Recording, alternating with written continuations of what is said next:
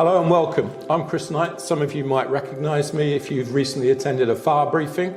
With me this afternoon I have Robert Brunt. Robert Brunt is one of Lester Brunt's chartered advisors. What we're going to do today is I'm going to quiz Robert about some financial insights, some sound reasoning around things that you should be looking at, not just when you're transitioning, but also during the period of time throughout your career. So let's start, Robert, first of all with, tell me a little bit about Lester Brunt Wealth Management. Thank you, Chris. We're managing around £750 million of clients' money, of which St James's Place is managing over £150 billion of clients' money. We've had a long career working alongside the MOD, our own relationship for over 5 years, but that has preceded that with other advisors that we've worked alongside. So a long, proud history of working in conjunction with the MOD. So tell me, how yourself did you get into financial advice? So my background is one of mathematics. I studied that at university and I've always had an affinity for numbers. Not only that, but I had a strong interest in financial markets and how markets worked and how that helped with wealth creation for clients as well from a very early beginning. So I was lucky to transition into the business at growth periods and have grown alongside the business over the last 10 years or so.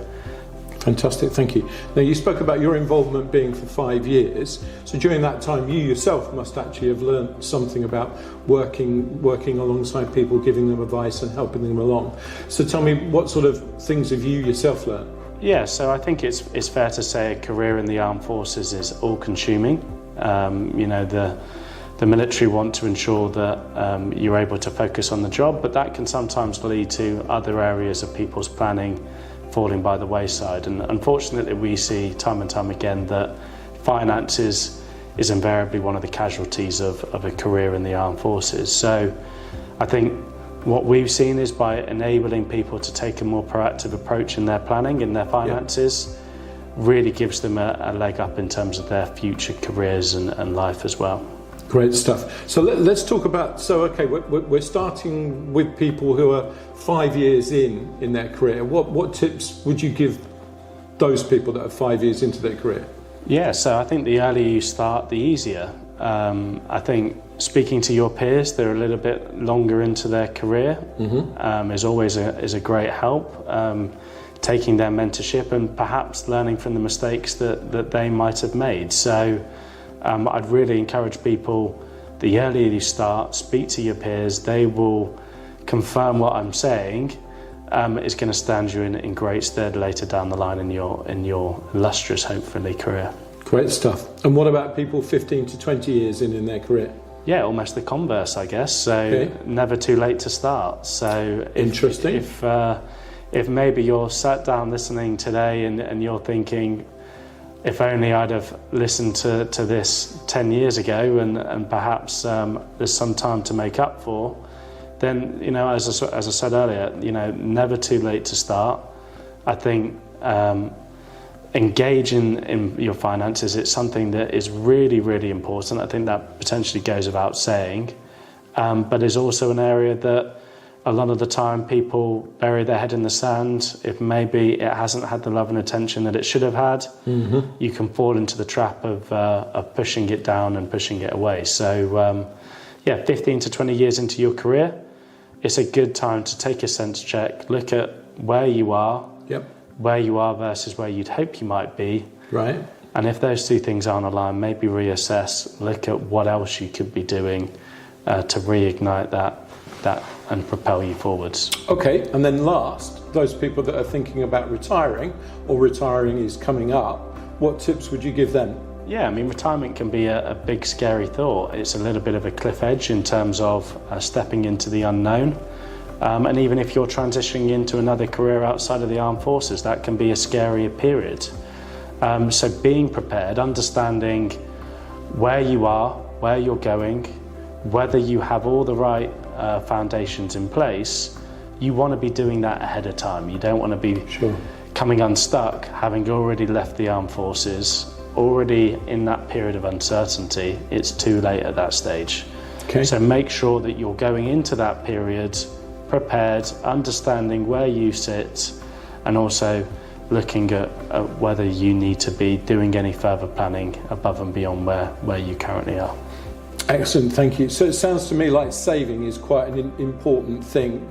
Can you just outline what the difference is between saving and investing? Yeah, so saving and investing, I think we tend to be relatively familiar with saving, but actually investing can seem mysterious or full of jargon and actually a little bit more confusing to get our head around what the right decisions are to make.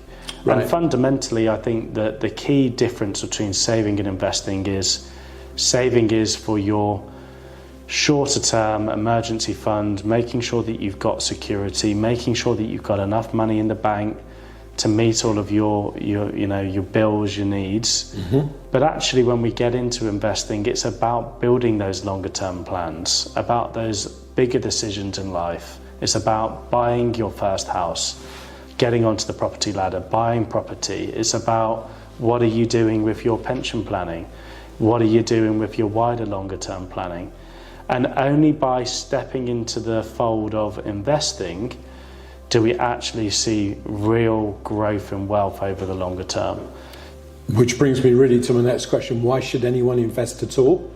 Why don't they just save? Yeah, so the core basis of understanding investing is understanding the difference between savings and assets. Okay. And by investing, we open ourselves up to the opportunity of getting a greater return on our capital. So by buying those assets, they fluctuate in value, but actually we can see over any longer term period in history, you are giving yourself the opportunity of getting a greater return on your capital and also therefore building a stronger, healthier, longer term future. But these are longer term decisions. These are not things that you can flash in the pan, put your money into investments over the shorter term and expect to get rich quick. Okay. These are decisions that are setting the foundations for your financial future.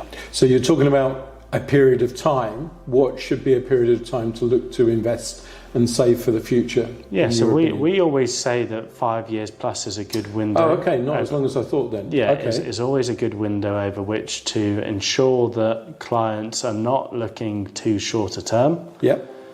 Because there will be uncertain periods ahead. I mean, I think as we look over the last couple of years, we've been through a pretty tricky period, COVID and then more recently the invasion of Ukraine. Sure. It's fair to say that the world's been throwing its fair share of turmoil in our direction. Mm-hmm. So these times will come again. Mm-hmm. But by taking that longer term view, actually we're securing ourselves against any short-term volatility and fluctuations, and we can see time and time again those clients that are able to invest for 5 years or longer secure much better outcomes in terms of their investment returns. I understand. Okay. So what about children? A lot of people come and they talk about the fact of, I've got children and want to give them the best start in life, and the bank of mum and dad is really important these days in order to be able to try and help children. And at what stage do they stop being a child and they actually go off on their own? So what insight would you give in terms of that help? Yeah, I think you pointed that out there, Chris, the bank of mum and dad. We can see that the biggest lender in the UK is the bank of mum and dad today, and we're going to see a huge shift in wealth through the generations over the next couple of decades. More money is going to pass down through those generations than we've ever seen before. So getting that right is fundamental to planning well and having the right financial plans in place. And that might be from your parents down to you, or might be from you down to your children. But if you've put all the right plans in place and your wider family aren't connected to that and there's a disconnect, unfortunately what we see is that plans well laid with good intentions quickly fall by the wayside because actually the other members of the family weren't quite up to speed with what the wider strategy were, or perhaps they just haven't also spent the same amount of time to think and review what those plans might be. And a prime example might even be closer to home. It might be within the spouse of any client that we sit down with and thinking, are we utilising all the allowances and tax allowances across our own household rather than just focusing in on the breadwinner perhaps? Got it. Okay. Now, something I've also heard is that people have talked about the magic of compounding. I'm sure it's not a magic, but must be something around compounding that's really important that helps investing. So how does that work? Yeah, I think Benjamin Franklin put it the best when he said the money that makes money makes more money. So nice. I think I kind of visualize it as a snowball effect. So you pushing that snowball down the hill, as it begins to pick up snow, gradually it's picking up more and more snow as it rolls down that hill until your snowball maybe looks more like a snowman at the end. So I think looking at money through that lens and actually going, am I putting the right habits in place? Am I sticking to those habits? Am I thinking longer term? By having that longer term plan enables that money to start to build up, start to roll up like that snowball. And actually once you're starting to get the growth on the return of your capital, you're then going to see more and more return over time. Okay. Now, one of the things as well that erodes your capital is tax. So if I say I don't like paying tax, how would you tackle that one? How would you give that as an insight into that one? Yeah, so one of the issues that we come up against all the time is that actually if we're just looking at what we're getting in terms of investment return, actually we can lose sight of the money that we're losing potentially unnecessarily by not planning effectively from a tax perspective as well. Right, okay. And there's plenty of legal allowances and plans in place that the government set there for us to be able to utilise so that actually we can maximise the value of the money that we are investing. And some really easy starting examples of what you might first go to are things such as ISAs, no tax on income, no tax on your capital growth, or perhaps even pensions. You'll be familiar with pensions through the Armed Forces pension scheme, but actually you can do more pension planning in addition to that. Anything that you're saving into a pension, you receive income tax relief at your highest marginal rate.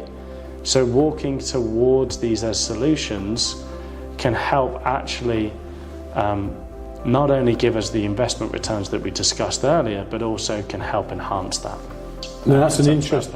Got it. Now that's an interesting concept that you brought up there. A lot of people feel that advice only centres around one person, but you've mentioned the family now several times. So how does that come into play there? Yeah, I think being part of the armed forces can lead to somewhat of a disjointed family home. You know, you end up moving around a lot throughout your career, and unfortunately therefore it leaves a lot of spouses perhaps not having the structured career that maybe they might have wanted. Now that might mean that their own planning therefore has taken a little bit of a backseat in terms of the wider family financial planning, and that can mean that there's a lot of missed opportunities there. So I think it's really important when you are sitting down and reviewing finances, you're not just zoning in on any one given area, you're really looking at that holistic approach to make sure that you're bringing all of that family planning into one. Fantastic. I think that's a great place to be able to end it. Robert, I'd like to say thank you very much for your time for today, and I really hope you found that interesting, those insights into today. Thank you. Cheers, Chris. Thank you.